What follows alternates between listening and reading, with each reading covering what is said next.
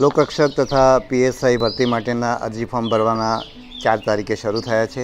30 તારીખે 30 એપ્રિલે પૂર્ણ થઈ રહ્યું છે અને અત્યારે ઉમેદવારો અરજી ફોર્મ ભરતી વખતે એમને જે પ્રશ્નો થયા છે, જે મુશ્કેલીઓ પડી છે, એ એમણે ટ્વિટરના માધ્યમથી મને જણાવી છે. એના પ્રશ્નોનો જવાબ આપણે આપવાનો હું આજે પ્રયત્ન કરીશ. સાથે સાથે એ કહું કે આ જ્યારે હું વિડીયોના માધ્યમથી તમને જવાબ આપું છું તો એ તમારા માર્ગદર્શન માટે છે.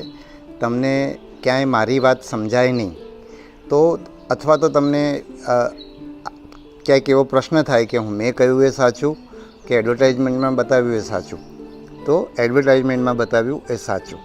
એટલે એ વસ્તુ તમારા મનની અંદર સ્પષ્ટ રહેવી જોઈએ. આ તમારા માર્ગદર્શન માટે છે. તમે એડવર્ટાઇઝમેન્ટ વાંચીને સમજી ના શકતા હોય તો તમે સમજી શકો એ માટે તમારા માર્ગદર્શન માટે છે.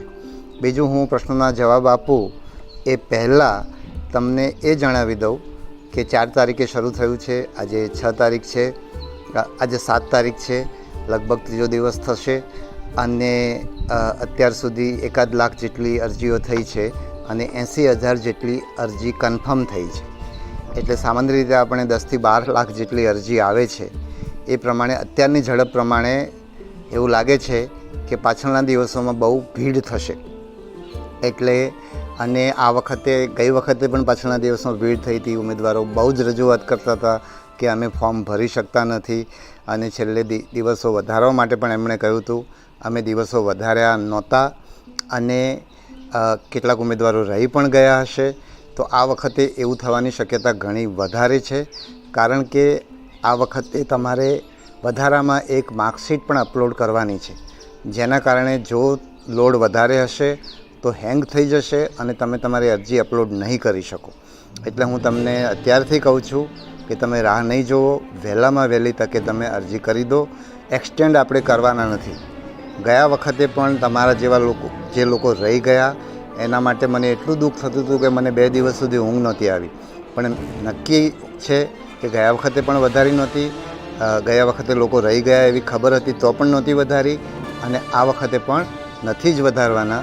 એટલે મને ગમે તેટલી પીડા થાય તો પણ હું એ છૂટ નથી આપવાનો, કારણ કે તમારી પાસે એ જવાબદારીની અપેક્ષા છે કે તમે જ્યારે આવી પરીક્ષા આપવા માગતા હો તો સમયસર અરજી કરવી એ તમારી જવાબદારી છે. અને આપણે આખી ભરતી પ્રક્રિયા નિયમસર જ કરવા માગીએ છીએ. નિયમ સાથે બાંધછોડની તમને પહેલા દિવસથી અમે અપેક્ષા ઊભી કરવા માગતા નથી. એટલે આ મુદ્દો બહુ સ્પષ્ટ રહે. હવે આપણે જે તમારા પ્રશ્નો છે એ પ્રશ્નો એક પછી એક લઈએ છીએ. તો પહેલો પ્રશ્ન છે, ધોરણ 12માં 2 માર્કશીટ છે તો મારે શું કરવું? તો આપણે કહેલું જ છે કે તમારે છેલ્લી માર્કશીટ અપલોડ કરવાની છે અને આપણે જે માર્કશીટ અપલોડ કરીએ છીએ એ માર્ક્સ માટે નથી કરી રહ્યા. બરાબર છે? તમે 12મું પાસ છો કે તમે સ્નાતક પાસ છો કે કેમ, એનું વેરિફિકેશન તમારી આ માર્કશીટના આધારે નથી થવાનું. એનું વેરિફિકેશન દસ્તાવેજ ચકાસણી વખતે થવાનું છે.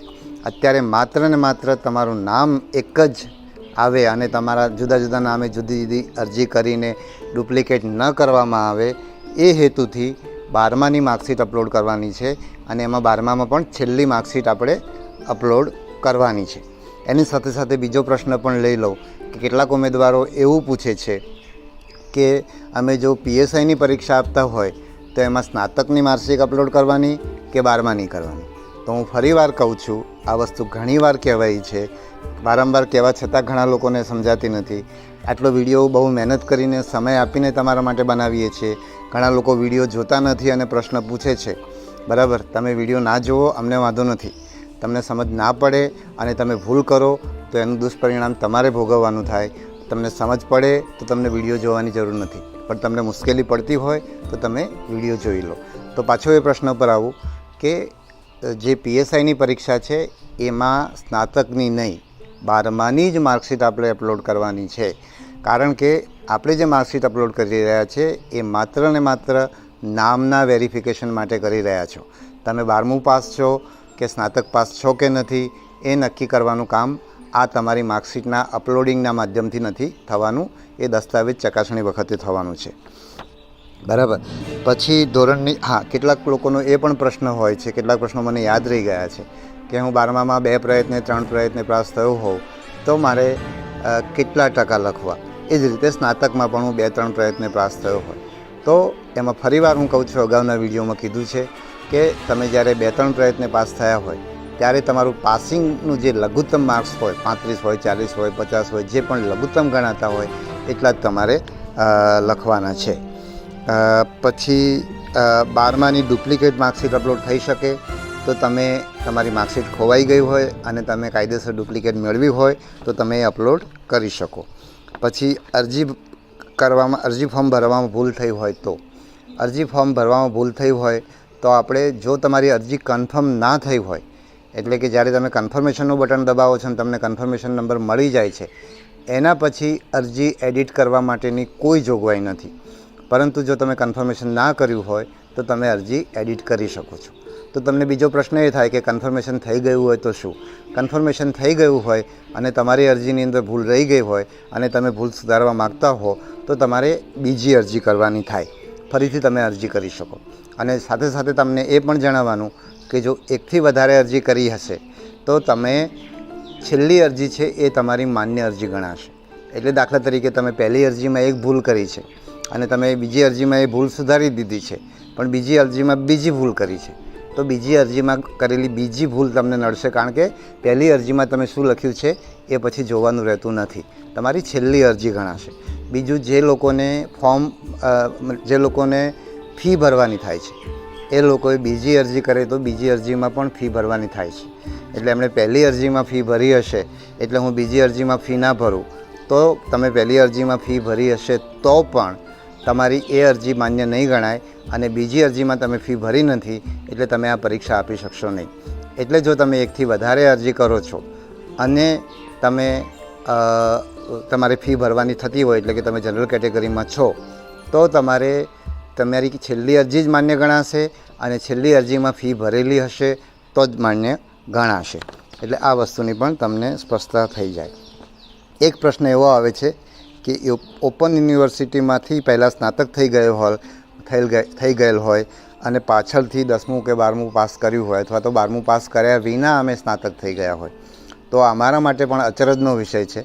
પણ આવું હશે તો, કારણ કે આ પ્રશ્ન અવારનવાર આવે છે તો અને આમાં કોઈ એનો ગેરલાભ ના લે એટલા માટે અમે એવું નક્કી કર્યું છે કે આવા ઉમેદવારો હોય જે ખાસ કરીને અમદાવાદ ગાંધીનગરમાં નજીક રહેતા હોય તો એ અમને આવીને મળે, એટલે કે ભરતી બોર્ડની જે ઓફિસ છે ત્યાં આવીને તમારા દસ્તાવેજો સાથે મળે તો એ જોયા પછી અમે તમને માર્ગદર્શન આપી શકીશું અને એ માર્ગદર્શન તમારા જેવા બધા ઉમેદવારોને કામ લાગશે. પછી એક એવો કોઈનો પ્રશ્ન છે કે લગ્ન કરેલી સ્ત્રી ઉમેદવારના કિસ્સામાં ફોર્મમાં પિતાનું નામ કે પતિનું નામ ભરવાનું. શું ભરવાનું કે બેને લગ્ન કરી દીધા છે તો એમણે પિતાનું નામ લખવાનું કે પતિનું નામ? તો એમાં બહુ સ્પષ્ટ છે કે એમના 12માની માર્કશીટમાં પતિનું નામ હોય તો પતિનું નામ લખવાનું અને 12માની માર્કશીટમાં પિતાનું નામ હોય તો પિતાનું નામ લખવાનું. એવી જ રીતે કેટલાક લોકો એવી રજૂઆત કરતા હોય છે કે મારે 12માની માર્કશીટની અંદર સરનેમ એટલે કે અટક આગળ છે અને આની અંદર પાછળ છે કે એનાથી ઉલટું. તો તમારે બહુ સ્પષ્ટ સમજવાનું કે 12માના માર્કશીટની અંદર તમારું નામ, તમારા પિતાનું નામ અને તમારી અટક લખેલી હોય અને તમારે આમાં તમારે ફોર્મ ભરતી વખતે તમારું નામ ભરવાનું થાય ત્યારે અટકની જગ્યાએ તમારી 12માની માર્કશીટમાં જે અટક હોય એ તમારે આમાં નાખવાની. 12માની માર્કશીટમાં તમારું જે નામ છે એ તમારે આમાં નાખવાનું અને એમાં તમારું પિતા કે પતિનું જે કંઈ નામ છે એ તમારે આમાં નાખવાનું. એટલે આમાં કોઈ કન્ફ્યુઝન ના થવું જોઈએ, કારણ કે આમાં પિતા, પતિ અને તમારું નામ અને અટક એ અલગ અલગ ખાના છે. એટલે એમાંથી ઉઠાવી અને તમારે આમાં ભરવાનું છે. એમાં આગળ લખ્યું છે, પાછળ લખ્યું છે, એ મુદ્દો રહેતો નથી. આજે તમે આવું વિચારો છો એ મને એમ લાગે છે કે તમે તમારી વિચારવાની જે પ્રક્રિયા છે એને તમારે સુધારવી પડશે. કે આ પરીક્ષા જ્યારે તમે આપશો ત્યારે પરીક્ષાની અંદર, લેખિત પરીક્ષાની અંદર તમે કેવો દેખાવ કરશો એનો આધાર તમે તમારો પ્રશ્ન સમજી શકો છો કે કેમ એના પર રહેલો છે. એટલે તમારે આ વસ્તુ સમજવાનું પણ તમારી આ તૈયારીના ભાગરૂપે છે. પછી NIOS એટલે કે રાષ્ટ્રીય ઓપન યુનિવર્સિટીનું પ્રમાણપત્ર ચાલે કે કેમ? તો એ ચાલે છે. સ્નાતક છેલ્લા વર્ષની માર્કશીટમાં જે લખેલા હોય ટકા તે લખવા અને CGPAમાંથી ટકાવારી લખવી. ઓકે, તો કેટલીક જગ્યાએ CGPA કે એવું બધું આપેલું હોય છે, ગ્રેડ આપેલા હોય છે, તો એમાં તમારે કેવી રીતે ટકા લખવા? તો એ મુદ્દાનો જવાબ એ છે કે તમારે જ્યારે CGPA પ્રકારના કે ગ્રેડ પ્રકારનો માર્કશીટ તમારી હોય તો એ તમારી માર્કશીટના વર્ણનની અંદર જે તે યુનિવર્સિટી કે પરીક્ષા લેનાર જે તે સંસ્થા કયા ગ્રેડ અથવા કયા CGPAના ટકા કેટલા હોય છે એ માર્કશીટની અંદર પાછળ દર્શાવેલું હોય છે, પાછળ અથવા આગળ ક્યાંય પણ. તો એમાંથી જોઈને તમારે ટકા લખવાના છે. બીજી વસ્તુ કે આ જે ટકા લખવાના છે એની અંદર તમારાથી નાની મોટી ભૂલ થઈ હોય અથવા તો તમને ગ્રેડની સામે પર્સન્ટેજ કીધા છે ને એમાં થોડુંક તમને વેરિએશન થઈ ગયું હોય તો ચિંતા કરવાની જરૂર નથી. ખરેખર જો આવા પ્રશ્નોની એમને ખબર હોત તો અમે આ પર્સન્ટેજ લખવાનું જ ના માગત, કારણ કે તમે 12મું પાસ છો કે સ્નાતક પાસ છો એ તમારા દસ્તાવેજ ચકાસણી વખતે જ નક્કી કરવાનું છે. બીજું તમે 12મામાં કેટલા ગુણ લાવ્યા છો કે સ્નાતકમાં કેટલા ગુણ લાવ્યા છો એના આધારે તમારી પસંદગી થઈ નથી રહી. જે કિસ્સાની અંદર તમારા સરખા ગુણ હોય અને તમારી બંને સરખા ગુણમાંથી કયા ઉમેદવારને પહેલી પ્રાથમિકતા આપવી એવી નક્કી કરવાનું થતું હોય એ કિસ્સાની અંદર જ 10માના કે 12માના કે સ્નાતકના ગુણો ધ્યાને લેવાનું થાય છે, જેની વિગતો એડવર્ટાઇઝમેન્ટમાં લખેલી છે કયા કિસ્સામાં શું કરવાનું થશે. પણ જે કિસ્સાઓમાં આવું ટાઈ થતી હશે, બંનેના એક સરખા ગુણ હશે, એવા કિસ્સાઓમાં જે વેરિફિકેશન કરવાનું થશે અને એ કરતી વખતે એ અમે દસ્તાવેજ ચકાસણી વખતે તમારી પાસેથી એ વિગતો મેળવીશું અને એના આધારે નક્કી કરીશું. પછી 2 ટ્રાયલ કરેલા હોય તો ફરીવાર વાત કરું છું કે 2 કે 3 ગમે તેટલા ટ્રાયલ કર્યા હોય તમારે છેલ્લી માર્કશીટ 12મા ધોરણની અપલોડ કરવાની છે, કારણ કે એ તમારા નામ માટે છે. 2-3 ટ્રાયલ કર્યા હોય તો તમારે ટકા તમારા છે એ મિનિમમ ટકા લખવાના છે, બરાબર છે. પછી એ જ રીતે કેટલાક લોકો એવું પૂછે છે કે અમારું છેલ્લા સેમિસ્ટરમાં અમે પાસ થઈ ગયા છે પણ આગળના સેમિસ્ટરમાં અમે નાપાસ છીએ, તો અમારે અમારે પાસ ગણીએ કે નાપાસ ગણીએ? તમે તમારું બધા જ સેમિસ્ટરોમાં પાસ થાવ ત્યારે જ તમે પાસ ગણાવો. તમે છેલ્લા સેમિસ્ટરમાં પાસ થઈ ગયા હોય અને તમે આગળના સેમિસ્ટરમાં પાસ નથી થયા તો તમે સ્નાતક નથી. એટલે એ પણ તમારી સ્પષ્ટતા થઈ જાય. બીજું, કેટલાક લોકોને એવો પ્રશ્ન થતો હોય છે કે અમે છેલ્લું સેમિસ્ટર 2022માં પાસ કરી દીધું અને પછી અમે એક સેમિસ્ટર બાકી રહી ગયું હતું, પહેલું કે બીજું કે ચોથું કે છઠ્ઠું જે કંઈ લાગુ પડતું હોય, તો એ સેમિસ્ટર અમે બીજા વર્ષ પછી કર્યું, તો અમે પાસ ક્યારે ગણાઈએ? કયા વર્ષે અમે આ પરીક્ષા પાસ થયા એવું ગણાય?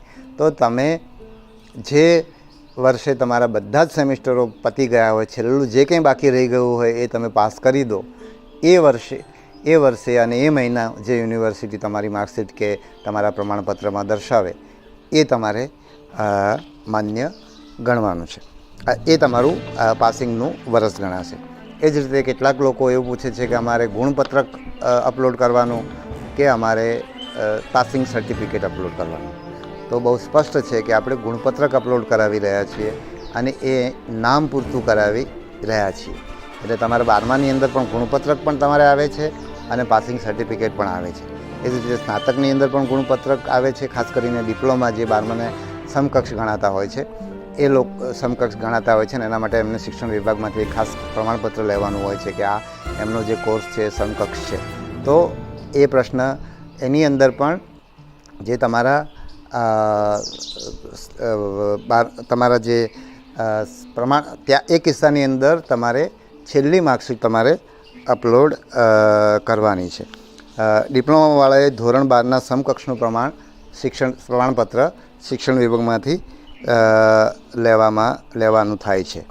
અને એટલે હા, પછી આગળના વર્ષની એટીકેટી હજુ બાકી હોય તો પાસ ગણાય ના ગણાય? આગળના વર્ષની એટીકેટી પાસ તમે ક્લિયર કરી લો, બધા જ સેમિસ્ટર ક્લિયર કરી લો, પછી જ તમે પાસ ગણાવો.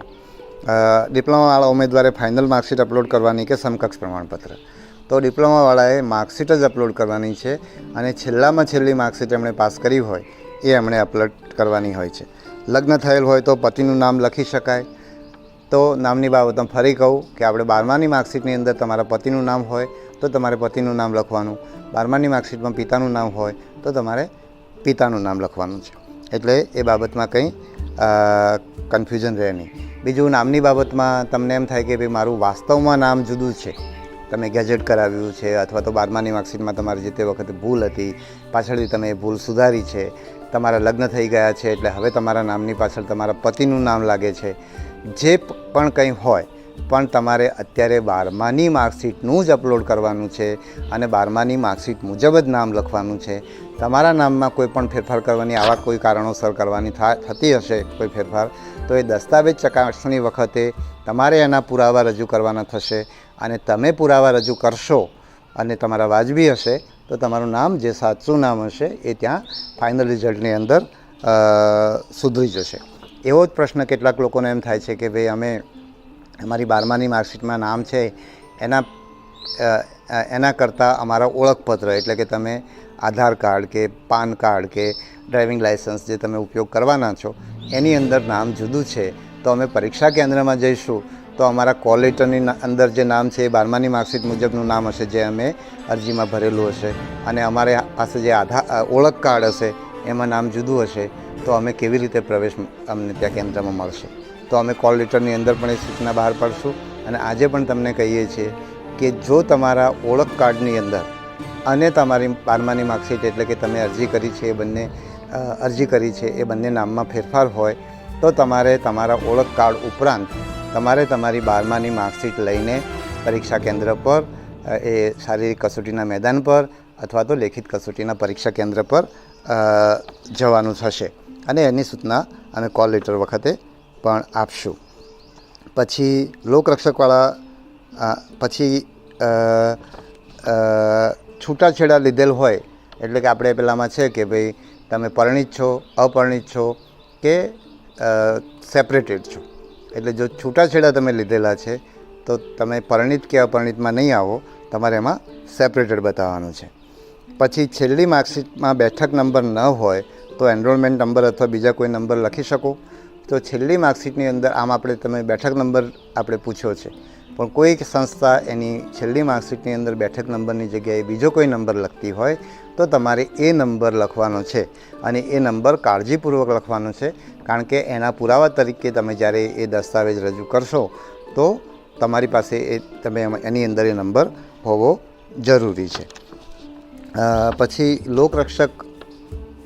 જે લોકો લોકરક્ષક પાસ થયેલા છે એવા ઉમેદવારો એવું પૂછે છે કે અમે અત્યારે સરકારી નોકરીમાં છીએ તો અમારે લોકરક્ષક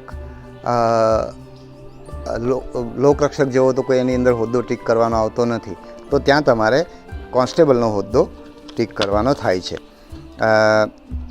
પછી એક પ્રશ્ન એવો છે કે અરજીપત્રમાં હાલ માત્ર પોલીસ દળમાં ફરજ બજાવો છો તેવું કેમ પૂછ્યું છે, બીજી નોકરી કરતા હોય તો શું કરવું? તો પોલીસ દળમાં જે લોકો નોકરી કરે છે અને PSIની અરજી કરી રહ્યા છે એને ઉંમરમાં છૂટછાટ મળે છે, બાકીની જગ્યાએ નોકરી કરનારાને આવી કોઈ છૂટછાટ નથી. એટલે જે લોકો પોલીસ દળમાં નોકરી કરે છે એની જ પાસે આપણે વિગતો પૂછી છે. પછી એક પ્રશ્ન છે કે પોતાની કેટેગરી સિવાય અન્ય કેટેગરીમાં લગ્ન કરેલ હોય તો ફોર્મમાં કઈ કેટેગરી ભરવી? તો પોતાના પિતા સાથેની જે કેટેગરી છે એ કેટેગરી, એટલે તમને કેટેગરીનો લાભ પિતાના આધારે મળે છે. અમે જે સમજ અત્યારે કરી છે એના આધારે અમને આટલી સમજ પડી છે, પણ આ જે તમારું કઈ કેટેગરીમાં તમે આવો છો, એનો લાભ કઈ રીતે મળે, એનું તમને કંઈ પણ પ્રશ્ન હોય તો તમારે સમાજ કલ્યાણ વિભાગમાં જઈને તમારું જે વિભાગ તમારું આદિજાતિનું સંભાળતા હોય તો એની પાસે, અને જે SCનું સંભાળતા હોય એની પાસે, SCBCના જે કંઈ અધિકારી હોય એને તમે જિલ્લામાં જઈને તમારે આ વસ્તુની સ્પષ્ટતા કરી લેવાની છે. અમારી સમજ છે એ પ્રમાણે લગ્ન કર્યા પછી તમારી જે કેટેગરી આવે છે એ કેટેગરીનો લાભ તમને મળવાપાત્ર નથી. તમારી ઓરિજિનલ કેટેગરી છે એનો તમને લાભ મળવાપાત્ર છે. લગ્ન કર્યા પછી તમે ધારો કે જનરલ કેટેગરીમાંથી તમે SC કે ST કે SCBCમાં જાઓ છો તો તમારા સંતાનોને એના પિતાની કેટેગરીનો લાભ મળશે. પછી રિઝલ્ટ અને LCમાં જુદા જુદા નામ હોય, એટલે કે રિઝલ્ટ એટલે કે તમારું 12માનું ગુણપત્રક અને LC એટલે કે સ્કૂલ લિવિંગ સર્ટિફિકેટ, તો પણ તમારે ગુણપત્રકનું નામ જ લખવાનું છે, કારણ કે આપણે નામની એક સૂત્રતા જળવાય એટલા માટે આપણે આ વ્યવસ્થા કરી છે. પછી તમારું ધારો કે LCનું નામ છે એ તમારું સાચું નામ છે તો તમે એના પુરાવા રજૂ કરશો, એ પછીના આધાર કાર્ડ કે એ બધા પુરાવા, તો એના આધારે તમને ફાઇનલ વખતે દસ્તાવેજ ચકાસણી વખતે તમે પુરાવા રજૂ કરશો તો એના આધારે તમારું નામ બદલાશે. એ જ રીતે હું તમને ઓળખ કાર્ડની અંદર પણ કહું કે તમે આધાર કાર્ડ રજૂ કરશો તો એ આધાર કાર્ડ મુજબનું નામ ભવિષ્યમાં તમને બધે જ કામ લાગશે. એટલા માટે તમે જે ઓળખપત્રનો ઉપયોગ કરો છો એમાં તમે આધાર કાર્ડનો ઉપયોગ કરશો તો વધારે સારું રહેશે. મને લાગે છે કે મેં બધા જ પ્રશ્નો જે મારી સમક્ષ આવ્યા છે એ મેં લઈ લીધા છે. તો આ સિવાય અમે હેલ્પલાઇન પણ શરૂ કરી રહ્યા છીએ કે તમને ત્યાં પણ માર્ગદર્શન મળશે. પણ દરેક જગ્યાએ તમે સાંભળેલા માર્ગદર્શનને તમે આ વિડીયોનો ફાયદો એ છે કે તમે ફોન ઉપર તમને કંઈ કીધું ને તમારી સમજવામાં ભૂલ થઈ તો તમે એને ફરી સાંભળીને ખાતરી નહીં કરી શકો. જ્યારે વિડીયોની અંદર જે વાત કરી છે એ તમને ખાતરી કરી શકશો. અને ખાસ કરીને વિડીયોમાં મેં કેટલાક પ્રશ્નો એવા છે કે જે મેં એને વારંવાર ફેરવીને જુદી રીતે પણ અમે કીધું છે. બીજું એક પ્રશ્ન મારી પાસે નથી આવ્યો પણ મારી પાસે એકાદ જણની રજૂઆત આવી હતી કે આપણે અરજીની અંદર મતલબ આપણી જાહેરાતની અંદર બિન અનામત વર્ગ લખ્યું છે. એટલે કેટલાક લોકોને એવું લાગે છે કે બિન અનામત વર્ગ એટલે કે EWS આર્થિક રીતે નબળા વર્ગ. તો અમે એની સ્પષ્ટતા ગઈકાલે વેબસાઇટ પર મૂકી છે, એ તમે વ્યવસ્થિત રીતે જોઈ લેજો. અનામત વર્ગ એટલે કે SC, ST, SEBC અને EWS, બરાબર. અને બિન અનામત વર્ગ એટલે આ 4 વસ્તુનો જેને લાભ મળતો નથી એ લોકો બિન અનામત વર્ગ કહેવાય.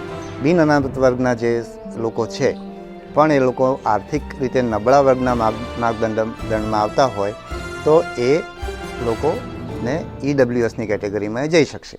એટલે આપણે એવું સમજીએ કે SC, ST અને SEBC આ 3 મુખ્ય કેટેગરી છે. એ કેટેગરીથી બહાર જેટલી જ્ઞાતિઓના લોકો છે બધા બિન અનામત કહેવાય. પછી એમાંથી જે લોકોને આર્થિક રીતે નબળા છે એના જે સરકારે માપદંડો નક્કી કર્યા છે એ લોકોને આર્થિક રીતે નબળા વર્ગની અનામતનો લાભ મળશે, બરાબર. અને બાકીના જે લોકો રહી ગયા બિન અનામત વર્ગના લોકો એ લોકોને કોઈ અનામતનો લાભ નહીં મળે, બરાબર છે. એટલે બિન અનામત વર્ગ એટલે કે ઓપન કેટેગરી એટલે કે જનરલ કેટેગરી એટલે કે જેને SC, ST, SEBC અને EWSનો લાભ મળતો નથી. આ મેં તમને મૌખિક રીતે અહીંયા કહ્યું પણ અમે વિગતવાર એની સૂચના ગઈકાલે વેબસાઇટ ઉપર મૂકી છે, તમે જોઈ લેજો. તમને ફરીવાર કહું કે તમે ઝડપથી તમારા ફોર્મ ભરી દો. તમે ફોર્મ વહેલાથી ભરશો તો તમને કંઈ પ્રશ્ન આવશે તો એનો ઉકેલ પણ તમને ખબર પડશે. એટલે તમને કોઈ તમારું સર્ટિફિકેટ ખૂટતું હોય તો પણ તમને લેવાનો સમય રહેશે. અને જેમ છેલ્લા દિવસો આવતા જશે એમ ભીડ થશે અને તમારું ફોર્મ અપલોડ નહીં થાય. એટલે તમે આળસ કર્યા વિના વહેલામાં વહેલી તકે તમે તમારું ફોર્મ ભરી દો. અને ફોર્મ ભરશો એની સાથે તમારી તૈયારી પણ શરૂ થશે. અને હું એમ જ કહું છું કે વહેલામાં વહેલી તકે તમે ફોર્મ પણ ભરો અને વહેલામાં વહેલી તકે તમે તૈયારી કરો. તમારી પાસે ઘણો લાંબો સમય નથી. ખાસ કરીને લેખિત પરીક્ષા માટે જો આપણે આવતા ફેબ્રુઆરીમાં કે લેખિત પરીક્ષા લઈએ તો હવે આપણી પાસે આ વર્ષના 9 મહિના અને આવતા વર્ષનો 1 મહિનો એટલે 9-10 મહિનાનો સમય છે, જે બહુ લાંબો સમય નથી. તમારે 100 ઉમેદવારમાંથી 1 ઉમેદવાર પસંદ થવાનો છે. તો એના માટે તમારે લેખિત પરીક્ષાની માટે ઘણી બધી તૈયારી કરવી પડશે. એટલે વહેલામાં વહેલી તકે તમે ફોર્મ ભરી દો, જેથી ફોર્મની અંદર કંઈ મુશ્કેલી હોય તો એનો ઉકેલ પણ આવી જાય અને ઉકેલ કરવા માટેનો તમને સમય પણ રહે અને તમે ફોર્મ ભરવાની સાથે તૈયારીમાં પણ લાગી જાઓ એવી તમને ખાસ મારી સલાહ છે. અને તમને બધાને ખૂબ શુભેચ્છાઓ.